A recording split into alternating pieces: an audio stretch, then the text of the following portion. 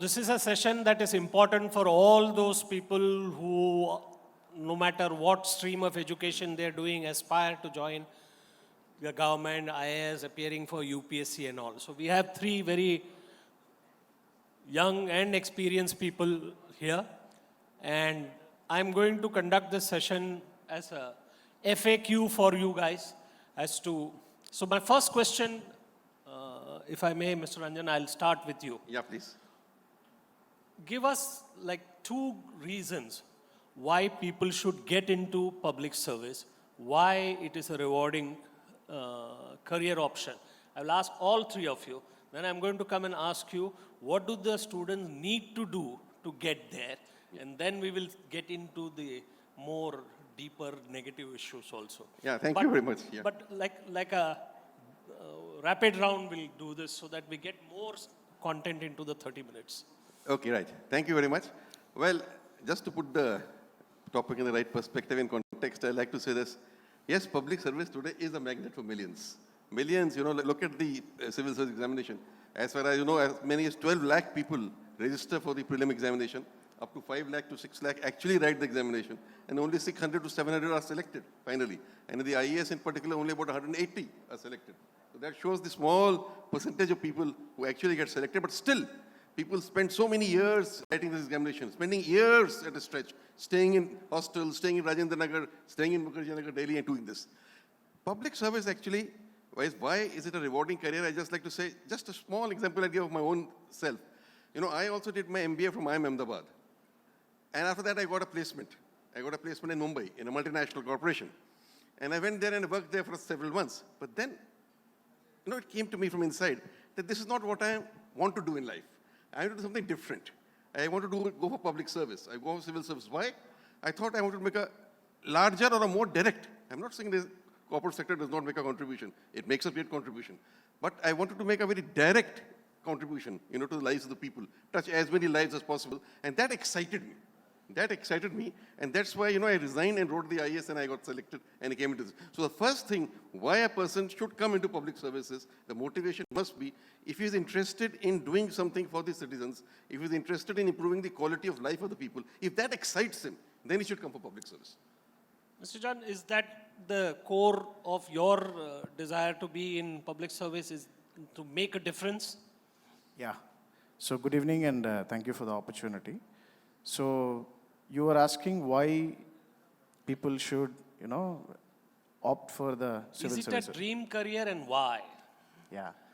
So 2 things. One, it's a great career. It's a great career choice.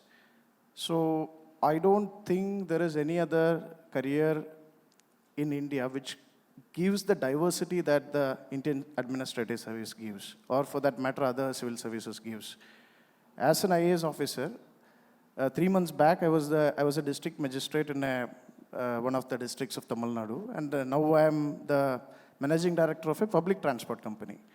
So I don't know where I'll be in the next year or so. So it gives that diversity in challenges, and it is very interesting on a daily basis. Your challenges changes. Your opportunities changes. So it's a new day on a daily basis. So that's one. Secondly, why people should choose the civil services? Because India needs its best as civil servants. The responsibility and the opportunities for a civil servant, even in any of the service for that matter, is very huge. And we need our best candidates in the service. That is 2 reasons I would say why our youth should opt for the civil service. Okay, so you said that India needs its best to be in public service. But does the government use the best as the best? Because one of the lines that IAS officers always say that as soon as they attain some expertise in a subject, they are transferred. So you become like jack of all, master of none kind of thing, and you keep shifting. But I take the point of the diversity of opportunities that you get and to crack problems in different areas. So, sorry if I can respond to that. Generalization, being a generalist in itself is a specialty. It's not easy to be a generalist. You can get specialist for anything. You can get a consultant. You can get a person with an expert opinion. But to see various expert opinions and to bring all those things to the table and put in a way which can be of use to a problem, that needs a separate skill, and I would call that skill is being a generalist. Thank Well you. said. But here's how I would frame it. I would say that the ability to execute ideas is what is the core to being in public service. I'd like to hear your views of why you chose public service. What's your background? So my background is in commerce, sir. I've done bachelor's in commerce actually from abroad. And I also worked in New York for a couple of years. And at that time, the question was whether should I do an MBA, whether should I go into some other corporate role. But I realized that I came back to India in 2015 and I qualified for civil services in the 16. So at that point, I realized that India was at its cusp of doing things in a very different way, even in the government. And that is what I'm realizing in the last 6-7 years of my experience now, that there is so much problem solving, there is so much contribution, there is so much from changing the public service from just having individual driven to systems driven. So that quality of life, as sir said, people's quality of life can improve. I think there is great exposure for young college students, for young Indians, and I think that is why people should join the civil services.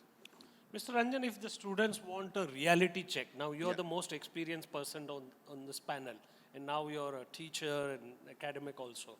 What is the reality check that they should have? What is the downside to it? What is it that you need to be able to navigate to be in public service? Well, first of all, let me say that I'll agree with my colleagues out here that it's indeed a very rewarding career. I spent 38 years in the IAS, and each day was thrilling.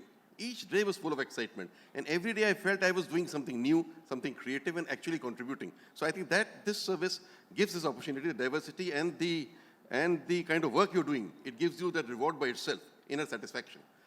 Then, about navigating and how you go about, you mentioned a thing about frequent transfers. That is true. That is a reality. That frequent transfers, and they are more in some states as compared to others. I come from UP, perhaps UP has been guilty of that kind of a thing much more than my states from which my friends are from.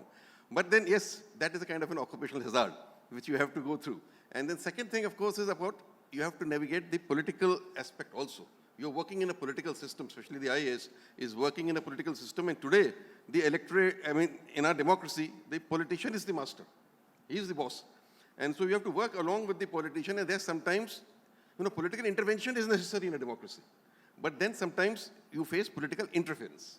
And that political interference is what you have to navigate. That has become very important because you take an oath to the Constitution, to the rule of law as a civil servant. You have to go by that. A politician has to go by what his voter is saying. And that is where the conflict sometimes comes, very often, between the civil servant and the politician. In fact, I'll go as far as to say that I say they come from different universes, the politician and the civil servant. They're a different viewpoint altogether. But then, I think you have to respect the politician because he knows the people. He understands the pulse of the people.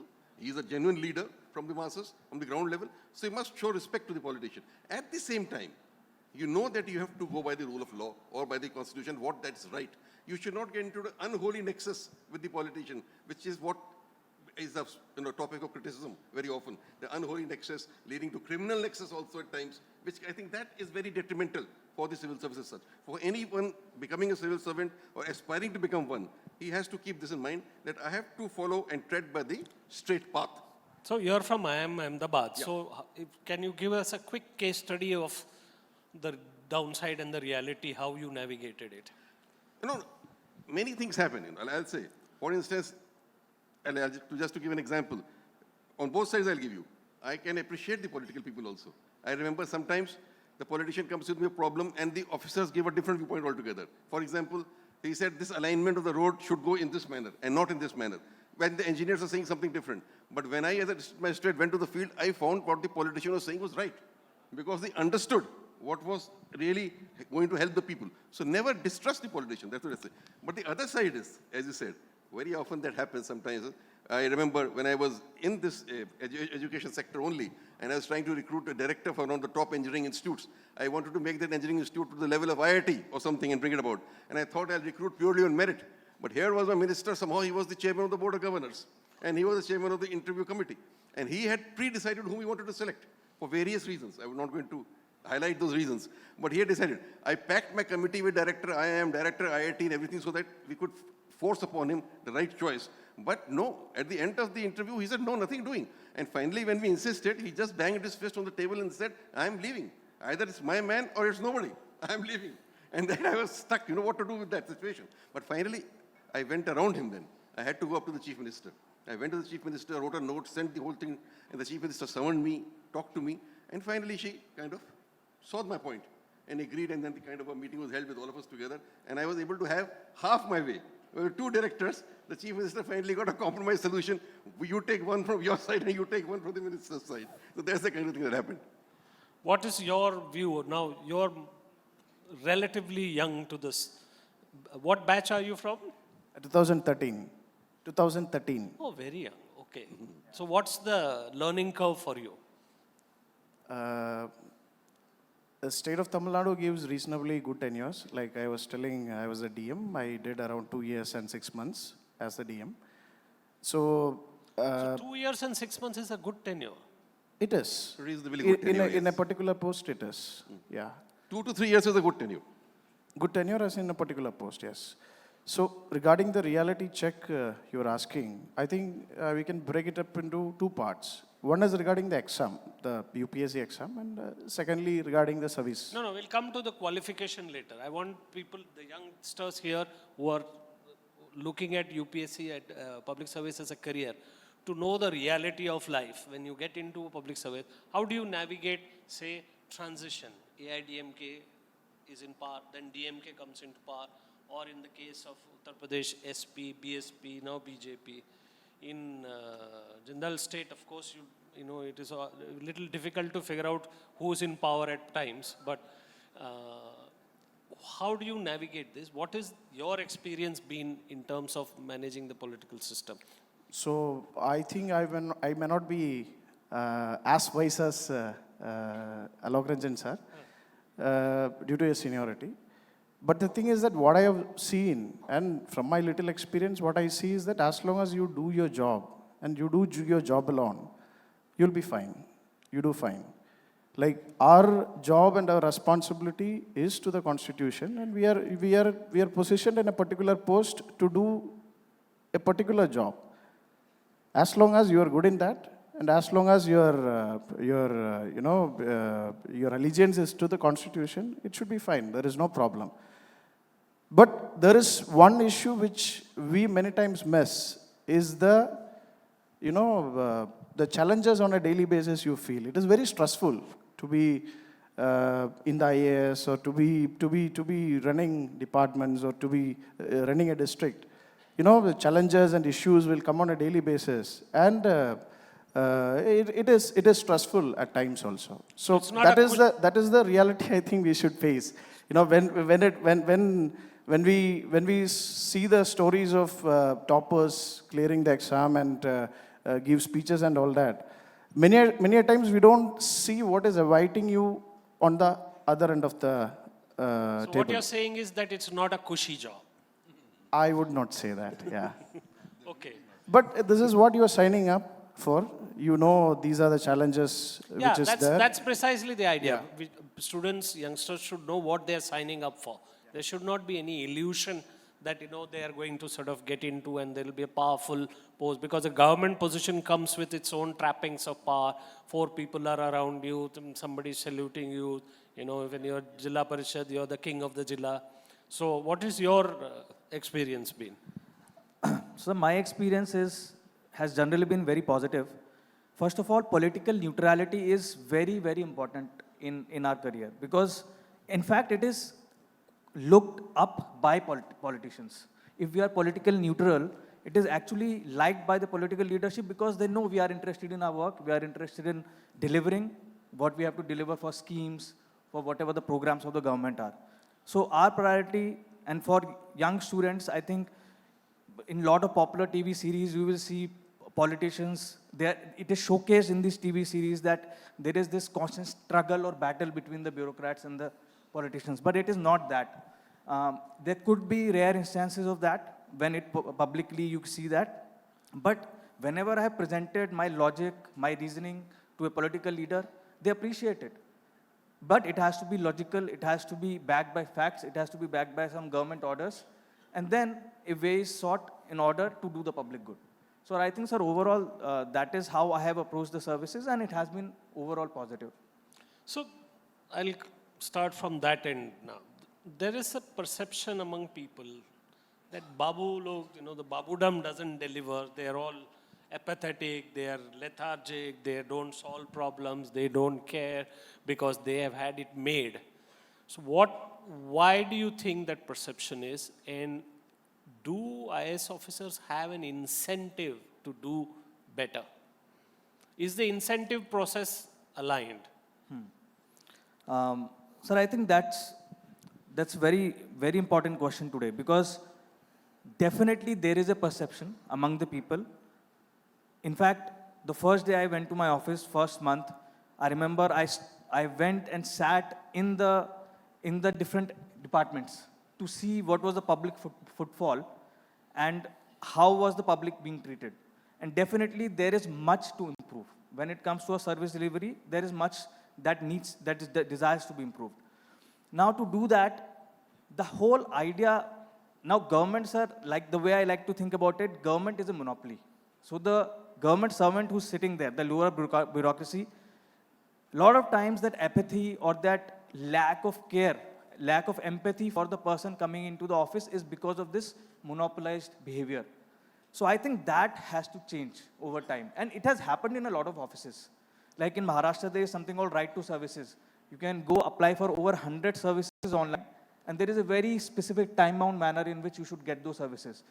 10 years back, sir, those certificates would take months. And now it takes literally 24 hours to get them.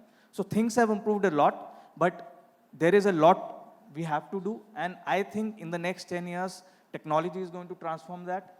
And civil servants are definitely working in that route. John, any thoughts on it? I would beg to differ that I actually think that, the civil service delivers to an extent. As in, we have done reasonably well for a country with its inherent complexities and issues and the challenges that we are facing. And in my opinion, to an extent of this can also be contributed to the Indian civil service also. Yes, there are issues, absolutely, and many of them are getting addressed. Some issues have to be addressed also. But to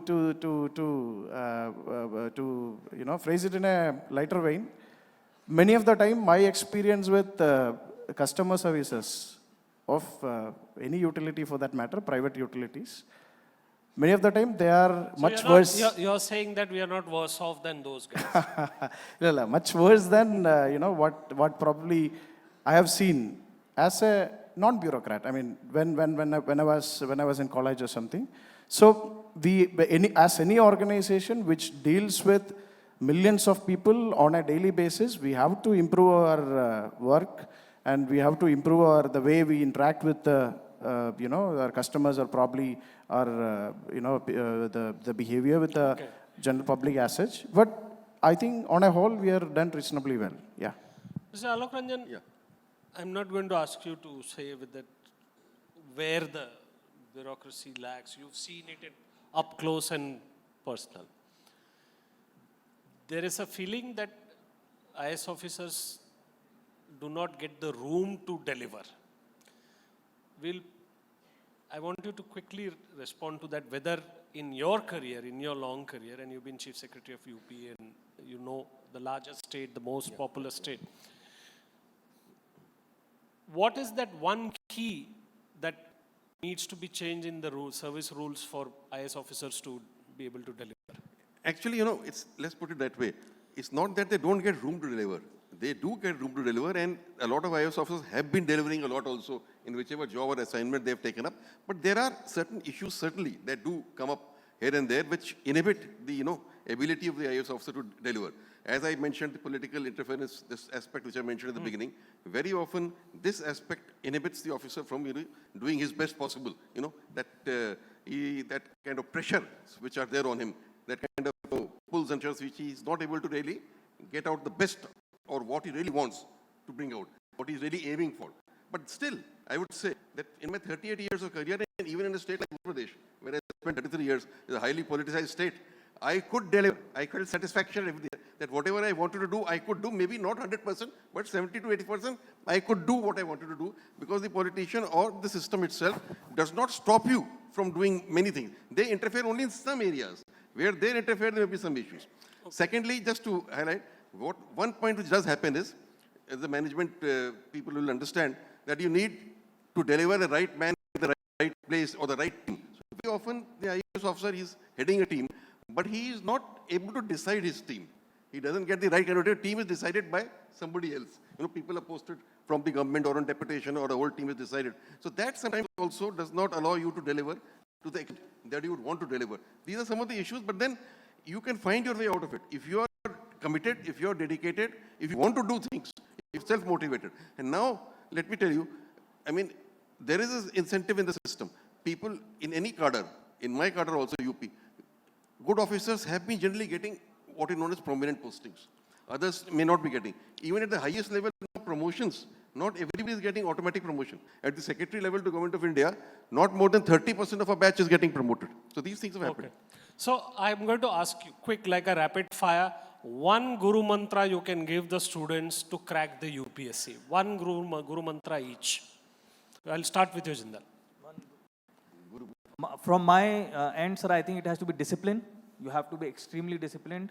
If you are disciplined, if you have a good routine, if you follow that discipline consistently, I'm very sure that you have very high chances of qualifying for civil services. And disciplined about what? Discipline about continuously focusing on what is the task before you. And that is, if you are appearing for civil services, you have to study. You have to study the entire syllabus. You have to finish the entire syllabus. You have to test yourself. You have to be critical about your own abilities, whether you can crack this or not. So you have to be very honest to yourself. So this discipline, if you have, definitely you have a very good chance. Okay, Jat. One Guru Mantra. So my advice will be to not just to listen to the toppers or the people who have actually qualified the exam, including me. So people who have qualified the exam or got into this side of the stage have that survivor bias that anything is possible. If I was able to make it, like anybody can make it. Yes, anybody can make it, but not everyone makes it also. So we always see the topper stories alone, but we need to also hear people who could not actually make it and to understand what was the reason and what was the reason for the failure, and probably to learn from them also. And one more thing that is that we always need to have a backup option also. Oh. Like many of the time, people who are preparing for the civil services get into this loop of appearing again and again, applying again and again, and doing the exam like 6 or 7 times. So we need to have a backup option, and probably a couple of times or 3 times, whatever you are going to give a shot at the exam, you decide, give your best, be disciplined, give your best in these attempts, and if at all things don't work out, it may not work out. As we were saying, out of the 1.5 million people who are appearing on a given year, only around 1,000 people clear the exam. So if for some reason, either due to us or sometimes due to a stroke of bad luck, if you're not clearing, we always should have a backup option. Okay. That's what I would say. So backup option. Alok Ranjan ji, how many times is a good time? Now I'm going to rephrase the question.